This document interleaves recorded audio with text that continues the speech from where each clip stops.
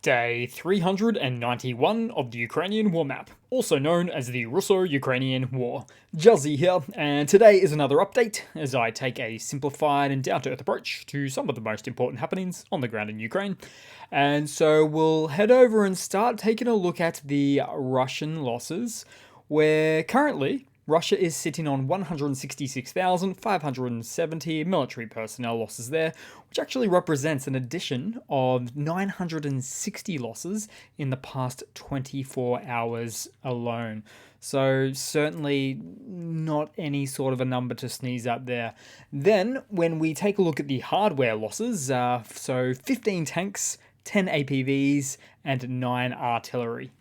So a bit of an ongoing theme here, and certainly quite the attritional rate for hardware that Russia's industrial capacity just doesn't have the capability to outproduce the losses for. Then we'll move back across to the map and we'll start out again in the Russian Federation, as we sometimes do, where an unmarked UAV crashed in the Tula Oblast, just south of Moscow itself, as you can see there. Now, there was no visible warhead or even cameras that I can see. Perhaps it was a scout drone of sorts, testing the Russian air defenses. But the mere fact that it was able to travel hundreds and hundreds of miles into Russia before being neutralized, assuming that it was neutralized, is pretty poor performance for Russia, at least where Russia's air defenses are concerned. And it really does appear to be one of those shoe is on the other foot scenarios right now, as Russia has been sending drones into Ukraine for some time now, which means Putin just has no choice but to accept this as his new reality.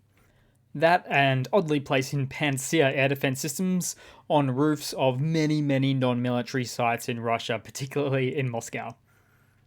And even further than Tula, so in the Moscow Oblast itself, in one of the districts there, we have another drone that made it all the way to that location, hitting a power line. And it's truly been quite the drone day. I'll share some other information with you shortly about that. Then we'll move across to the Donbass in the Ukrainian map today, where just last night, Russia continued its occasional attacks on Chromatosk, damaging a number of high-rise buildings, and as you can see there, a big old hole in the ground in the town as well. No casualties were reported. Then we'll zoom into the hotly contested region or area, or I should say city of Buckmut. Doesn't get any more contested than this, as Ukraine continues to receive new reinforcements, as this video was taken on the outskirts west of Buckmut. And what you can see here is the light support vehicles such as the MRAPs and the Humvees. But as for the town itself, some small creep gains have been made by the Russian forces, just a little bit to the south there.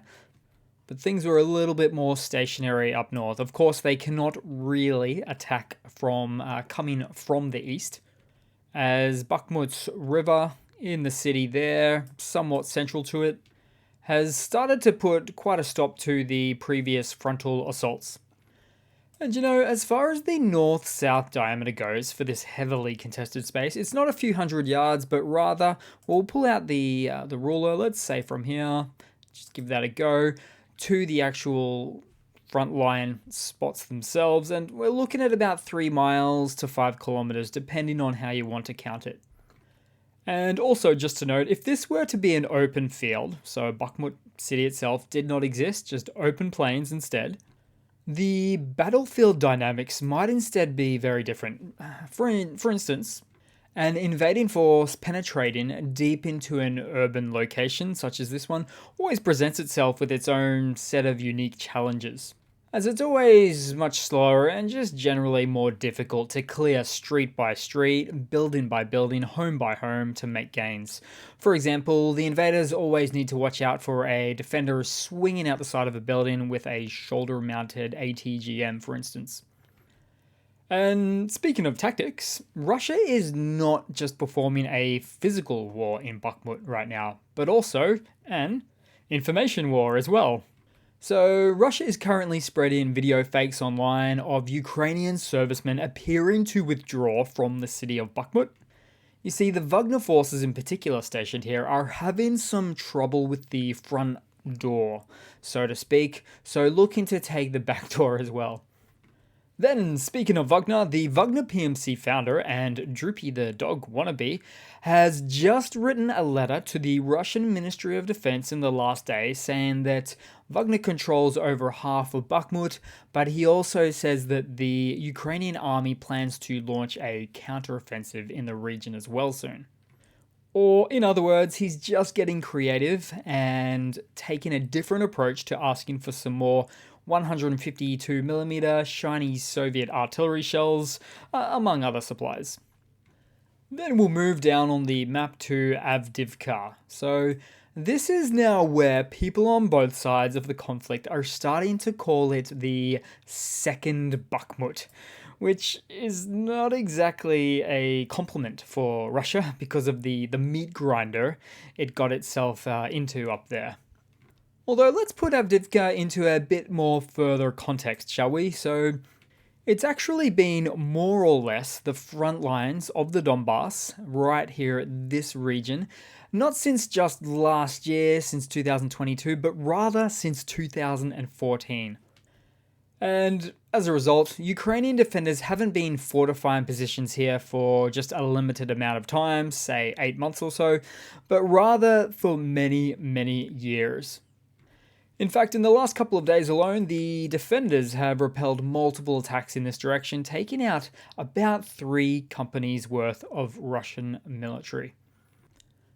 Then, elsewhere in the Donbass, there's been some reports just hours ago of the Russian army mistakenly shooting down one of its own aircraft again. Now, the pilot survived, his chute went off, but what a morale buster that would be for Russians, whether or not it was a friendly fire incident. But I'd say the larger problem for Russia here is, in an event like this, is that this actually happened a month ago and it's happened before that, really time and time again, in many different ways in fact. For instance, most recently before this event, Russia shot down one of its own Su-25 aircrafts in the region about a month ago. And it all comes down to a lack of training and situational awareness for the Russian forces, which is really just another notch on their belt for the many, many inadequacies that Russia has proved to have throughout this entire war.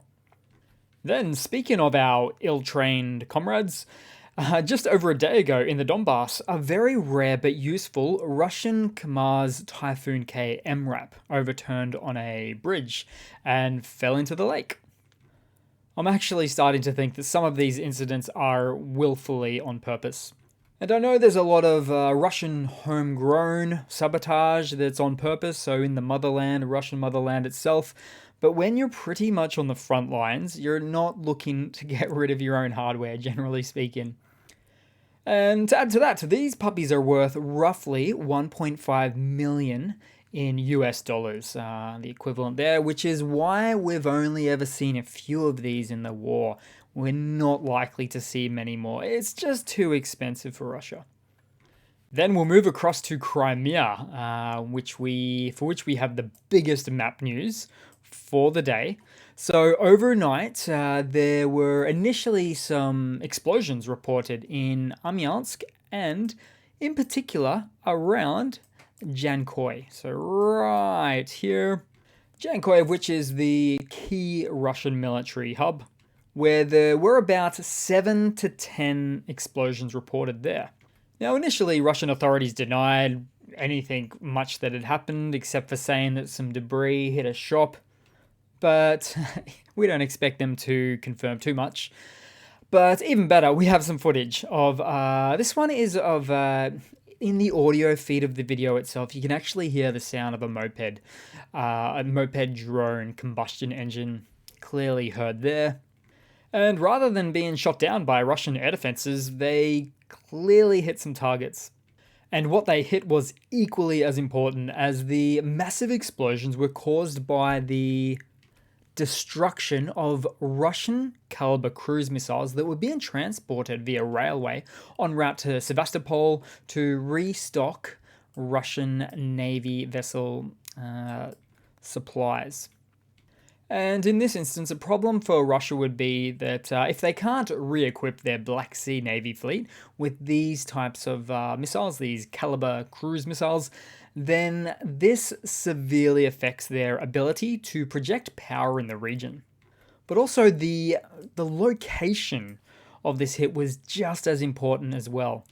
As in order to get missiles from the Russian motherland to Sevastopol, they first need to travel over the Kerch Bridge right there and pass through this central railway hub through Jankoy. And not exactly a direct path, as they need to then make a left turn all the way down to Sevastopol. There is no other railway route option for them in this case. And the fact that the hit was so precise, so well timed, so explosive, suggests that Ukraine was working with some serious intel to successfully coordinate the drone strikes. So yes, my friends, if 2022 was the year of Russian Shahed drones, then 2023 is the year of Ukrainian drones. But that's not all, and my favorite part is the drones that Ukraine sent Jankoy's way had, one of them at least, had two different trolling meme stickers found on the debris. So the first one was what's called a Yao Ming trolling meme. It's the kind of meme or facial look that is really designed to stick it to someone. And the second one was a very, very special one, very special trolling meme for this channel, as it was, of course, the troll face meme.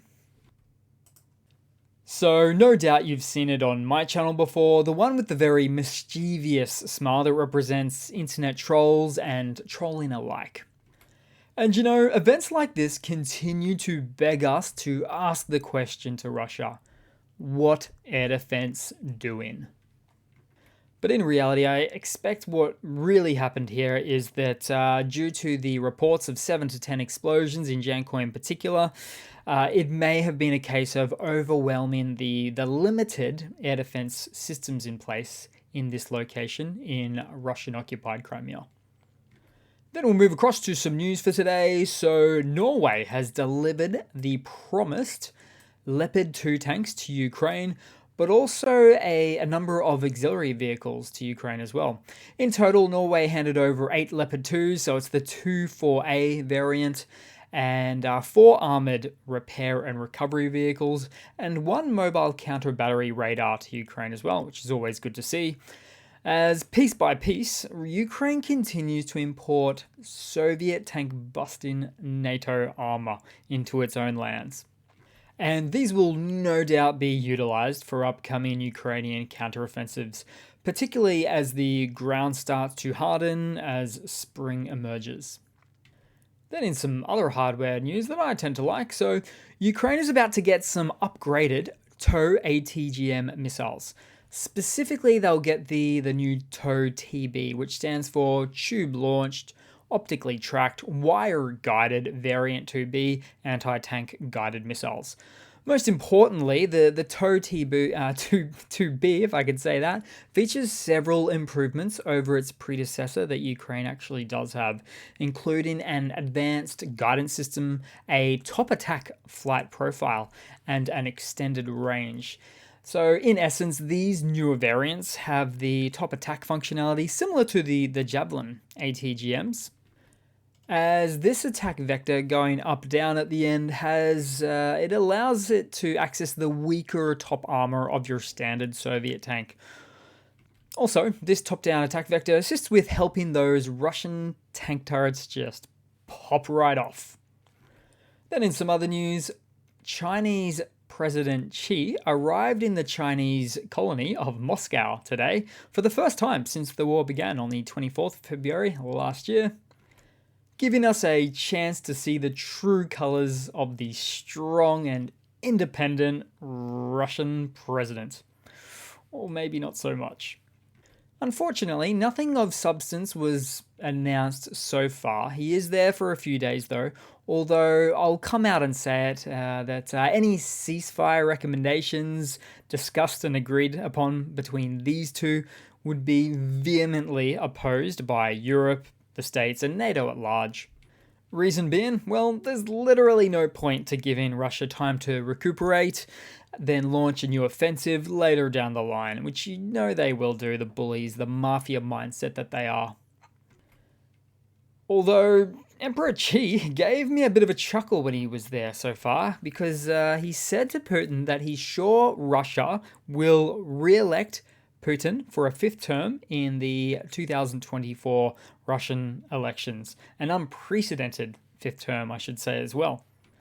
As Putin basically rewrote the constitution in recent years to make him president for life. No different to Xi, in fact. These guys are just two peas in a pod. Two presentators in a pod. Now, we'll see what comes of all of this visit to Moscow for Xi, but my humble belief is that Xi has his own land-grabbing aspirations, apart from Taiwan, of course, and will probably jump at any chance to see an exhausted Russia from the Ukraine war, thus looking to take back some Russian land that Russia took from China some centuries ago. Then in some other news, Turkey has now stopped the transit of goods to Russia that have been subject to Western sanctions on Russia after a year of war in Ukraine. Which, this is important that we see the pressure has been applied to Turkey, because it shows, internationally speaking, if you support Putin and Russia, it's at the cost of your own nation's stability and economic viability long term. Then in a couple of quick funnies to round it off with today, guys. So a regional Russian lawmaker was fined 150,000 rubles, or about 2,000 US dollars worth, on account of discrediting Russia's armed forces, after recording himself listening to one of Putin's addresses on TV with noodles on his ears. And why? Well, the phrase to hang noodles on someone's ears in colloquial Russian means to lie to someone, which is great. This Russian guy gets it. And I theorize many well-educated civilians in Russia are likely to get it too. But then, of course, there's also the poorer, brainwashed class living in squalor with signs on their homes like this one saying, "Our family is for Putin." But how much squalor does a squalorite need to be subjected to start to realize that squalid conditions they find themselves in is due to this guy? Well, how long's a piece of string? Couldn't say, only time will tell. And then something a little bit lighter to round off the day with. So in this video we have a sausage airdropped, which turns out to be for a well-fed Buckmut dog. I think that dog's had enough of that Wagner pizza for a while. Oh, that went dark real quick. So thanks for watching, guys. Please leave a comment, subscribe, hit that like button, and I do hope to see all of you guys there in the next one. Cheers.